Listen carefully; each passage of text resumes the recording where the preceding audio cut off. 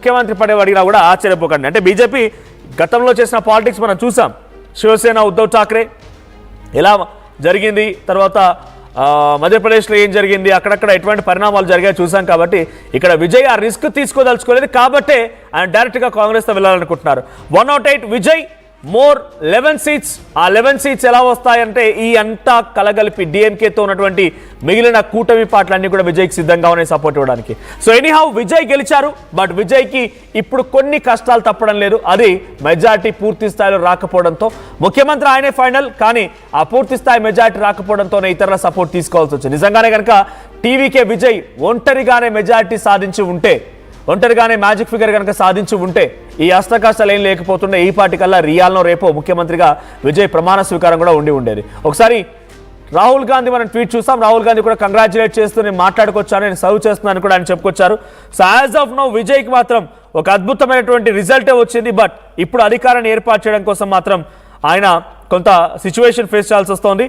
So ఇక్కడ అధికారం ఏర్పాటు చేస్తామని గవర్నర్ కూడా విజయ్ లేఖ పంపినట్టు తెలుస్తోంది. మేము ప్రభుత్వాన్ని ఏర్పాటు చేస్తున్నామని చెప్పి ఆల్రెడీ గవర్నర్ కూడా విజయ్ లేఖ పంపారు.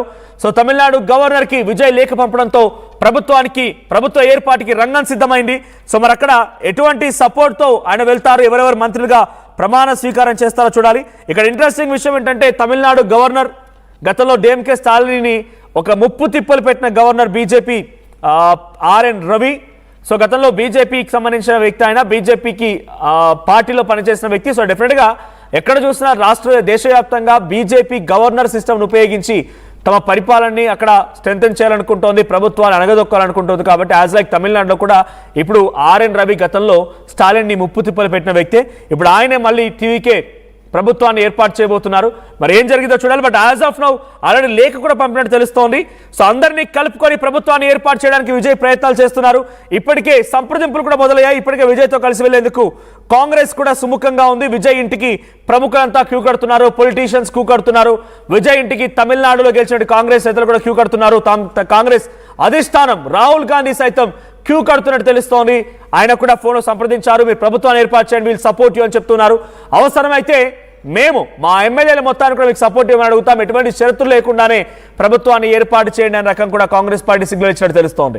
సో ఎటువంటి షరతులు లేకుండానే విజయ్ మరి ప్రభుత్వాన్ని ఏర్పాటు చేస్తారా అంటే సపోర్ట్ ఇచ్చినందుకు గాను కాంగ్రెస్కి, సిపిఐ సిపిఎంలకి, వీసీకేలకి, ఐఎంఎల్కి ఏమైనా అవకాశం ఇస్తారా మంత్రివర్గంలోనే చూడాలి. బట్ విజయ్కి 108 స్థానాల్లో గెలిచేపటికి ఒక ఇంట్రెస్టింగ్ థింగ్ ఏంటంటే 108 స్థానాలు గెలిచేపటికి కొంత కష్టాలు తప్పడం లేదు. బట్ అది కూడా మార్గం సుగమం అయిపోయింది. మా ప్రతినిధి కృష్ణమోహన్ సిద్ధంగా ఉన్నారు, తమిళనాడు నుంచి ఎప్పటికప్పుడు రిపోర్టింగ్ అందిస్తున్నారు. కృష్ణమోహన్, తమిళనాట విజయ్ ముఖ్యమంత్రిగా ప్రమాణ స్వీకారం ఖాయమైందా? మెజార్టీ రాకపోవడంతో ఎవరెవరి పార్టీలు సపోర్ట్ తీసుకుంటున్నారు? Congress, VCK, DMDK, IUML, CPI CPM support ఎలా ఉంది? ఎటువంటి షరతులు ఉన్నాయి దీంట్లో? హలో రైట్ కృష్ణమోహన్, 108 స్థానాల్లో గెలిచిన టీవీకే పార్టీ మెజార్టీ సాధించకపోవడంతో, అంటే డైరెక్ట్ గా మ్యాజిక్ ఫిగర్ సాధించకపోవడంతో ముఖ్యమంత్రి పదవికి అటు విజయ్ వెళ్తూ ఉన్నా ఏ పార్టీల సపోర్ట్ తీసుకుంటున్నారు? మెజార్టీ రావడానికి, మ్యాజిక్ ఫిగర్ చేరుకోవడానికి ఏ పార్టీల సపోర్ట్ తీసుకుంటున్నారు? ఇన్ కేస్ కాంగ్రెస్ కానీ, సిపిఐ సిపిఎంలు కానీ, డిఎంకే కూటమి ఉన్నటువంటి పార్టీల సపోర్ట్ కనుక తీసుకుంటే ఎటువంటి షరతులు ఉన్నాయి? మంత్రి పదవులు కానీ ఇంకా రకరకాలుగా ఆఫర్ చేస్తున్నారా? అంటే ఇప్పుడు నిన్నటి వరకు రాత్రి 11-12 వరకు కూడా ఈ కౌంటింగ్ అఫీషియల్ ప్రకటన క్లియర్ అయింది. అంటే ఈ రోజు మార్నింగ్ కి 234 స్థానాలు గాను 108 స్థానాల్లో టీవీకే విజయం సాధించింది. డిఎంకే 59, అన్నా డిఎంకే 47 స్థానాల్లో గెలుపొందారు. మ్యాజిక్ ఫిగర్ 118 అవసరం. దీంట్లో ఇప్పుడు టీవీకేకి మరో 10 సీట్లు అవసరమైన పరిస్థితి ఉంది. 5 స్థానాల్లో ఇప్పుడు వరకు 5 స్థానాల్లో కాంగ్రెస్ గెలిచింది. పిఎంకే నుంచి మరో 5 గెలిచారు. వామపక్షాలు 4 గెలిచారు. ఎంయుఐఎల్ ముస్లిం లీగ్ పార్టీ 2 గెలిచింది. సో ఇప్పుడు అవసరమైన 10 స్థానాలకి ఏవైతే ఉన్నారో దాంట్లో డెఫినెట్ గా ఇప్పటికే కాంగ్రెస్ క్లియర్ గా ఇంటిమేషన్ ఇచ్చింది, ఒక ఇండికేషన్ ఇచ్చేసింది. మేము అవసరమైతే టీవీకే విజయ్కి మద్దతు పలుకుతామని చెప్పిన పరిస్థితి. ఇప్పటికే కాంగ్రెస్ కి కొంత సంప్రదింపులు జరుగుతున్నాయి. పిఎంకే కూడా రెడీ అవుతున్నట్టుగా సమాచారం ఉంది. వామపక్షాలు ఎలాగూ 4 ఉన్నాయి, తర్వాత ఎంయుఐఎల్ 2 ఉన్నాయి. అయితే ఇక్కడ ఎవరిని విజయ్ అయితే ఎవరిని గట్టిగా డిమాండ్ చేయట్లేదు.